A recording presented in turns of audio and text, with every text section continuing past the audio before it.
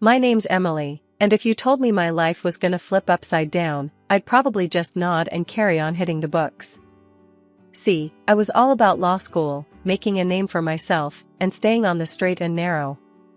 Mom was my rock, my everything. We were tight, you know? Just us against the world since I can remember. Dad? Might as well have been a ghost. Mom never talked about him, and I stopped asking after a while. Fast forward to me hitting 22, things were looking up. Grades were solid, and I was on track to graduate with honors. Then, out of nowhere, life decided to throw a wrench in the works. Mom died in a car accident. Just like that, she was gone. I was gutted, lost, didn't know up from down. I stumbled upon this old photo. It was her, younger, happier, with some guy. And there was this note, all crumpled and yellowed with age. The guy's words were like a punch to the gut. Lily, our time together was short, but I'll always remember it. Look after our girl. R. That hit me hard. Our girl? That's gotta be me, right? Suddenly, this ghost of a dad seemed a bit more real. Who was this R? Why'd he bail? Questions were buzzing in my head like angry bees. I needed answers. But who to ask? Mom's friends were a long shot. We weren't exactly on the Christmas card list, if you catch my drift. It was just me and Mom always. So, there I was, alone in the house we shared, holding onto a photo and a note that felt like a map to a part of my life I didn't even know was missing. It was like staring at a puzzle with half the pieces gone. I told myself, Emily, you're gonna find this guy. You're gonna find out his real name, what he's about, and why he left. You gotta. After all, with Mom gone, I was all that was left. And maybe, just maybe, finding him would fill this gaping hole Mom left behind. After making up my mind to track down the mysterious R, the first real clue to who my dad might be, I knew this wasn't going to be a walk in the park. I had nothing but a photo, a note, and a determination that was borderline stubborn. My first stop? The internet. But let's be real, R and real estate mogul were about as helpful as a chocolate teapot. I needed something solid, a lead that wasn't going to end in a dead-end Google search. That's when I thought of Aunt Sarah. She was Mom's best friend from way back when, the kind of friend who knew all your secrets, but would take them to the grave. If anyone knew something about R, it'd be her. Problem was, Aunt Sarah was as tough as old boots and about as approachable as a bear with a headache. I found her number and gave her a call, my stomach doing flips. The phone rang, and then. Sarah speaking. Hey, Aunt Sarah, it's Emily, Lily's daughter. There was a pause, and I could practically hear her defenses going up. Emily. It's been a while. To what do I owe the pleasure? I wasn't here to beat around the bush. I found a photo of Mom with a man and a note signed by someone named R. I think he might be my dad. You know anything about him? Aunt Sarah was silent for a moment, and I wondered if I'd crossed a line. Then, with a sigh, she relented. Emily, this isn't something we should talk about over the phone. Come over. Her place was like stepping into a time capsule, filled with memories of Mom and hints of a past I was desperate to uncover. Aunt Sarah sat me down, her expression serious. Your Mom and Richard, they had a thing. It was complicated, a whirlwind that ended before it really began. Richard? That was the first time I heard his name. It felt like a piece of the puzzle clicking into place. Yeah, Richard Coleman. He was charming, ambitious, the kind of guy who knew he was going places.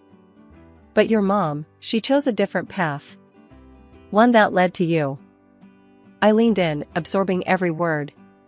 Do you know where I can find him? He's a big deal in real estate now. Owns half the city, it seems like. But Emily, be careful. The man's got a reputation, and it's not all sunshine and rainbows. I nodded, more determined than ever. Thanks, Aunt Sarah. I need to do this. Not just for me, but for Mom too. Leaving Aunt Sarah's, my mission was clearer than ever. Richard Coleman. My dad.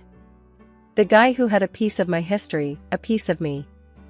I had to meet him, had to know why he left, why he never looked for us. I roped in my best friend, Jake, for moral support. Over a greasy diner breakfast, I laid out my plan. Jake, I'm gonna find him. Richard Coleman. I need to know why he bailed. Jake, ever the skeptic, raised an eyebrow. You sure about this, Em? This guy, he could be anyone. He could be a total jerk. I stabbed at my pancakes, frustration bubbling. I have to try, Jake. I've got questions, and he's the only one with answers. Jake sighed, pushing his plate aside. All right, I'm in. But we're doing this smart, okay? No rushing in without a plan. Deal. I agreed, grateful for the backup. The search for Richard Coleman was on. It wasn't just about finding my dad anymore. It was about uncovering the truth, about understanding my mom's choices, and maybe, just maybe, finding a piece of myself along the way. The charity reception was buzzing with the city's elite, all dressed to the nines, but there I was, heart pounding, clutching the only link I had to the man I was about to confront. My friends, who'd somehow managed to snag us the invites, gave me encouraging nods as we navigated through the sea of suits and gowns. Remember, just be straight with him, Jess whispered, her hand squeezing my shoulder. I nodded, scanning the room until I spotted him. Richard Coleman, the man of the hour, surrounded by admirers. Taking a deep breath, I edged closer, my friends hanging back to give me space. Mr. Coleman? My voice was steadier than I felt. He turned, his expression one of polite curiosity. Yes? And you are? I didn't beat around the bush. I'm Emily. I believe I'm your daughter. I thrust the photo and note toward him, my hand surprisingly steady. The crowd around us seemed to fade into the background as he examined the items, his surprise unmistakable. This is quite the claim, he said, eyeing me with a mix of skepticism and interest. Follow me. His assistant, a slick guy in a suit that probably cost more than my rent, led us to a quieter corner of the venue. Richard faced me, his demeanor shifting to something more guarded. Scammers come with all sorts of stories, trying to get a piece of the pie. He started, his tone measured. Why should I believe this isn't another attempt? I felt a flare of anger, but kept my cool. Because it's the truth. Look, I'm not after your money. I just want to know who my father is. He studied me for a moment, then sighed. All right. If you're serious, we'll do a DNA test. That's the only way I'll accept any of this. Fine by me. I shot back, more relieved than I wanted to admit that he was willing to take that step. The next few days were a whirlwind. Richard arranged for the DNA test quickly, and we met again in a more private setting, away from the prying eyes of the public. Sitting across from him in a stark office, the tension was palpable. You understand, if this comes back negative, I don't want you spreading any stories, he warned, his gaze sharp. I don't want anything from you if I'm not your daughter, I retorted, my own gaze just as fierce. When the results came back, confirming our biological connection, the atmosphere shifted. Richard looked at me, really looked at me, for what felt like the first time. So, it's true, he said, almost to himself. You're my daughter. Yeah, looks like it, I replied, a mix of emotion swirling within me. What now? Now? He paused, considering his next words carefully. Now, we figure out what this means for both of us. The conversation that followed was the most honest exchange I'd ever had. Richard opened up about the pressures of his world, the constant threats and manipulation he faced. I shared my side, growing up without a dad, the questions, the void. We've got a lot to catch up on, he admitted, a hint of warmth breaking through his composed exterior. Yeah, we do, I agreed, feeling the first stirrings of a connection I'd longed for my whole life. As I left his office, the reality of it all began to sink in. Richard Coleman, the elusive figure from my mother's past, was my father. And somehow, against all odds, we were going to try and make sense of what that meant. After the whole DNA confirmation thing, Richard dropped a bombshell on me.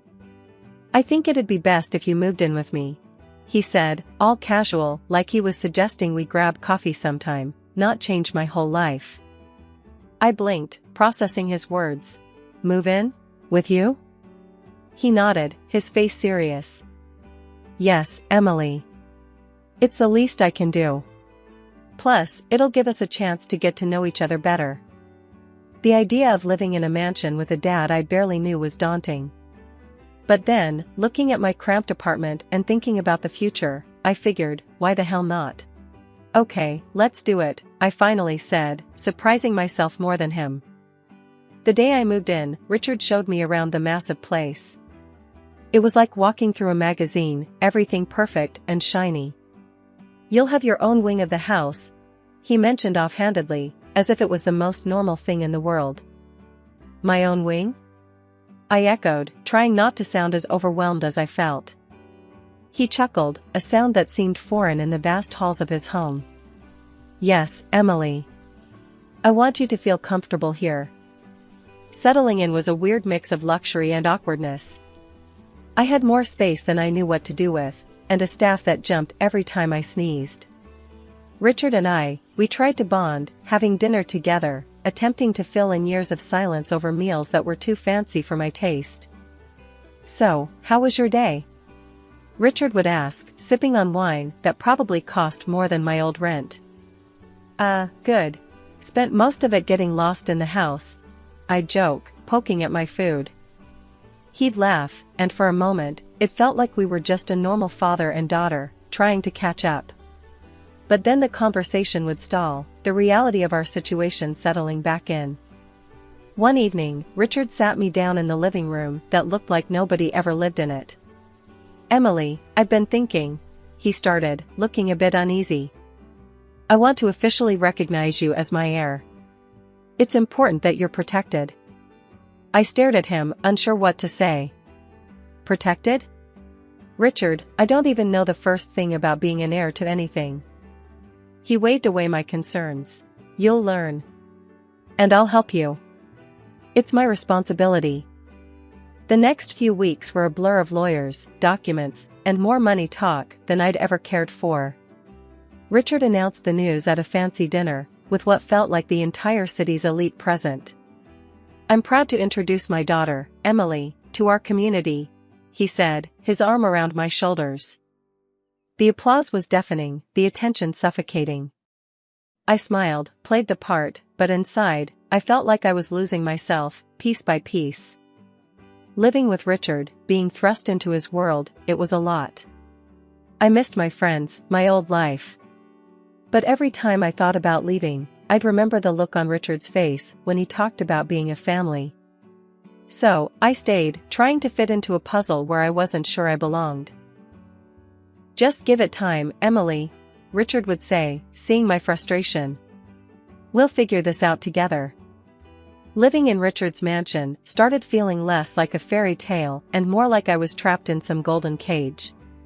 The luxury, the staff, the endless rooms, it all began to weigh down on me like chains.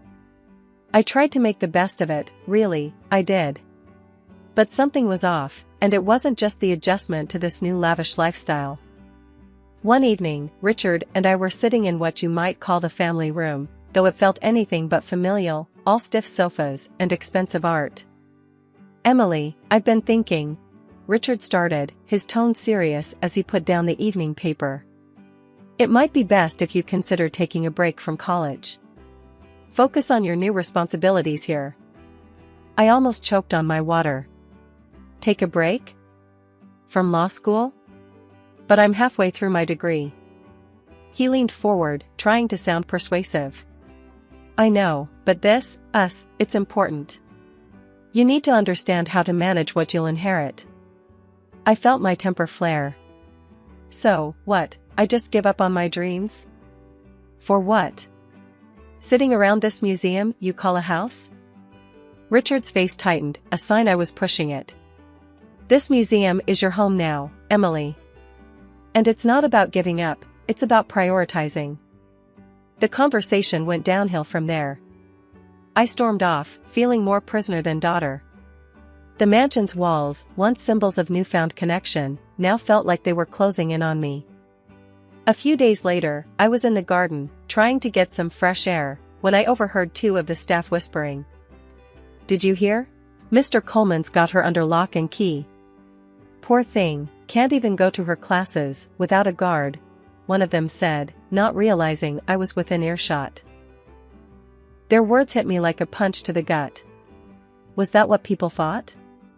That I was some damsel in distress, locked away in a tower? That night, I confronted Richard at dinner. "Am I a prisoner here, Richard? Because that's what people are saying. That you're keeping me under lock and key." He sighed, setting down his fork with a clatter. "Emily, you know that's not true. It's for your safety. My world, it's not kind. But it's my world too, now, isn't it? And I can't even live my life, because you're so scared of what might happen." "We'll discuss this later," he said, ending the conversation with a tone that brooked no argument. But we never did discuss it. Things just got worse. My outings were limited, and yes, there was always someone from security tailing me, even to the coffee shop down the street. My phone rang less and less as friends stopped trying to reach out, figuring I'd just vanished into Richard's shadow. Things took a turn one ordinary evening, or at least as ordinary as evenings could be in a mansion that felt more like a prison than home. I was wandering through one of the many hallways, lost in thought, when I overheard voices coming from Richard's study. Hidden behind a half-open door, I listened as my dad laid it all out bare to his assistant, James. His words were a cold slap of reality, unraveling any illusion of familial warmth we might have had. "I never needed her, James. Her mother? That was nothing. And Emily, she's just a piece in this chess game," Dad confessed, his words like daggers. James, ever the sycophant, just nodded. "And transferring the assets to Emily? That's your move to block the partners?" "Exactly," Dad replied, a smugness in his voice that made my skin crawl. "They can't touch what's hers. She's the perfect cover." Standing there, the truth washing over me, I felt like a fool. All the moments I thought were real, they were just moves on his board. The love, the care, the fatherly concern, it was all a facade. But I wasn't about to let him know I was onto him. No, I needed to be smart, play the game on my terms. I stepped away from the door, a plan forming in my mind. Later, at dinner, I acted like nothing had happened. Dad was going on about some deal he was closing, the usual business talk. I nodded along, inserting the occasional, "That sounds interesting, Dad," keeping up the charade. "Emily, you've been quiet. Everything all right?" he asked, his eyes scrutinizing me over his glass of wine. I forced a smile, playing the doting daughter. "Just tired, I guess. It's all a bit overwhelming, you know, the inheritance, the sudden change." He relaxed, buying into my act. "You'll get used to it, Emily. It's all for the best." I nodded, keeping my face neutral. "I know, Dad. I'm grateful, really." I started gathering information, listening in on conversations, and taking note of Dad's dealings. It was risky, sure, but I needed ammunition. James, the assistant, was my best bet. He knew the ins and outs of Dad's business, and if I could just get him to slip, to give me something tangible, I'd have a shot at breaking free from this gilded cage. One afternoon, I found my chance. James was in the library, papers scattered around him, looking more frazzled than usual. "James, can I help with anything?" I offered, my tone casual, innocent. He looked up, surprised. "Oh, Emily, no, it's just some boring paperwork. Nothing you'd be interested in." I smiled, inching closer. "Try me. Dad keeps saying I should get more involved, learn the ropes." James hesitated, then shrugged. "Well, there's this contract negotiation, that's been a headache." Your father's trying to outmaneuver his partners, keep them from claiming more than they're owed. Bingo. Sounds complicated. Dad's always one step ahead, though, isn't he? James chuckled, letting his guard down. Always. He's got a knack for finding loopholes, protecting his interests. Like making you the primary heir, for instance. Genius move. I filed that away, every piece of information a weapon in my arsenal. Yeah, Dad's full of surprises, I said, my voice laced with a bitterness I hoped James didn't detect. I reached out to the one person I knew could help me navigate through this mess, Professor Harris, my law teacher and someone I deeply respected. I waited until the mansion was quiet, ensuring no one would overhear our conversation. With a shaky hand, I dialed his number, my voice barely a whisper as I explained the situation. Professor Harris, it's me, Emily. I need your help, I said, my heart pounding in my chest. Emily, what's going on? You sound distressed, he replied, his voice laced with concern. I took a deep breath, steadying my nerves, before I spilled everything. My dad, he's been using me. It's all a sham, to protect his assets from his partners. I need to expose him, but I can't do it alone. There was a brief pause before Professor Harris responded, his tone now firm with resolve. Don't worry, Emily. We'll gather the evidence you need. I'll reach out to some contacts, journalists, private detectives, and even those business partners your father is trying to deceive. We'll bring his machinations to light. With a plan in motion, I felt a spark of hope for the first time in weeks. I started to collect evidence from within the mansion. It was risky, but necessary. I photographed documents when no one was watching, capturing contracts, agreements, anything that could prove my father's deceit. I also managed to secretly record audio and video of conversations where he detailed his plans, unaware that his own daughter was about to turn the tables on him. 2 months passed in a blur of secrecy and silent rebellion. With each document photographed, each recording captured, I moved closer to my goal. Professor Harris was a constant support, guiding me through the legal nuances and ensuring the evidence we collected would hold up. The big night at the city reception was something straight out of a movie, except it was my life, and the script was about to take a wild turn. Dad had set this up as my grand debut to the social elite, handing me a speech he'd prepared, expecting me to sing praises about our perfect family and his philanthropic business ventures. But I had a different plan. Standing at the podium, I could feel the weight of every gaze in the room, reporters, politicians, the city's who's who, all waiting for the daughter of the great Richard Coleman to speak.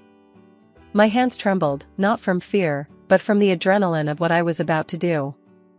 Distinguished guests, I began, my voice steady as I glanced down at the speech Dad wrote, then pushed it aside. Tonight, I'm supposed to tell you about my father's generosity and business acumen. But the truth is far from it. You could have heard a pin drop. I saw Dad's face change from pride to horror in an instant. I stand before you not to praise, but to expose Richard Coleman for what he truly is, a fraud.